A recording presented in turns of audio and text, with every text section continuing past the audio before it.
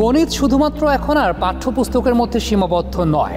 এক্ষেত্রে গণিত আমাদের জীবনের সঙ্গে ওতপ্রোতভাবেও জড়িত আছে। বাংলা ম্যাথ স্টার্টআপ বর্তমান সময়ে কিন্তু খুব আকর্ষণীয় বিভিন্ন ফিচার নিয়ে এসেছে।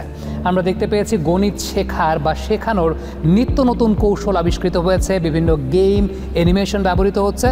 সব কিছু মিলিয়ে ম্যাথমেটিক্স শুধুমাত্র এখন পরীক্ষার খাতায় ভালো নম্বর পাওয়ার জন্য না, ম্যাথমেটিক্স এমন একটা বিষয় যেটা আপনার সৃজনশীলতার বিকাশ ঘটায় এবং সেই সঙ্গে আপনার মাঝে উদ্ভাবনী চিন্তাশক্তি তৈরি করে।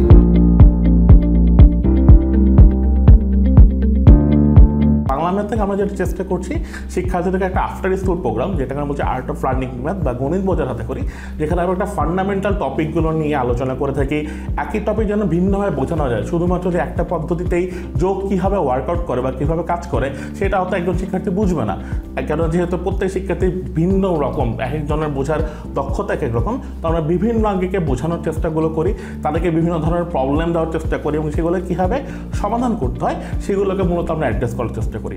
আরেকটি যেটা করলাম, শিক্ষকদের জন্য যেহেতু শিক্ষকদের তেমন কিছু রিসোর্স দেওয়া উচিত, তো শিক্ষকদের জন্য আমরা যেটা চেষ্টা করেছি এবং বরাবরতা চেষ্টা করে আসছি যে বিভিন্ন রিসোর্স তাদেরকে দেওয়া।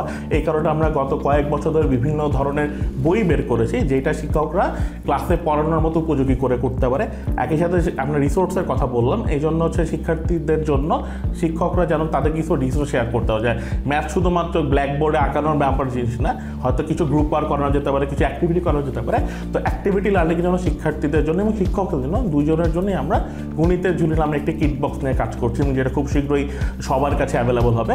আর একই সাথে যেহেতু আমরা অভিভাবকদের কথা বললাম এবং এটা আসলে মূল্যায়নের সাথে অভিভাবক এবং শিক্ষার্থী ওতপ্রোতভাবে জড়িত।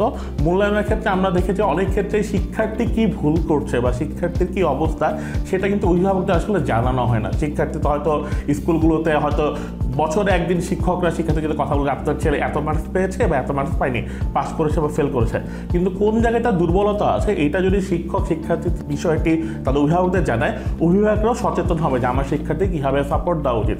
এই কাজটা আমরা করে থাকি আমাদের যে ওয়ার্কশপগুলোতে বা বিভিন্ন ধরনের অ্যাসেসমেন্ট সিস্টেমে। একজন শিক্ষার্থী কোন কোন জায়গায় ভুল করছে সেই বিষয়গুলো আমরা তাদের করসপন্ডিং প্যারেন্টসদের সাথে আমরা কথা বলি, তাদের কোন জায়গায় দুর্বলতা আছে। শুধুমাত্র দুর্বলতা চিহ্নিত করি না, এই দুর্বলতাকে সক্ষমতা কীভাবে বাড়ানো যায় এর জন্য প্রয়োজনীয় রিসোর্স থেকে শুরু করে যতটুকু ধরনের সাপোর্ট দেওয়া আমাদের পক্ষে সম্ভব সেটা আমরা অভিভাবকদের শেয়ার করি। অভিভাবকদের কী কী করা উচিত, তাদেরকে কোন কোন জায়গায় জোর দেওয়া উচিত, কোন জায়গাগুলোতে তাদের শিক্ষার্থীকে সাপোর্ট দেয় সেইগুলো আমরা তাদের সাথে কনসালটেশনগুলো করি।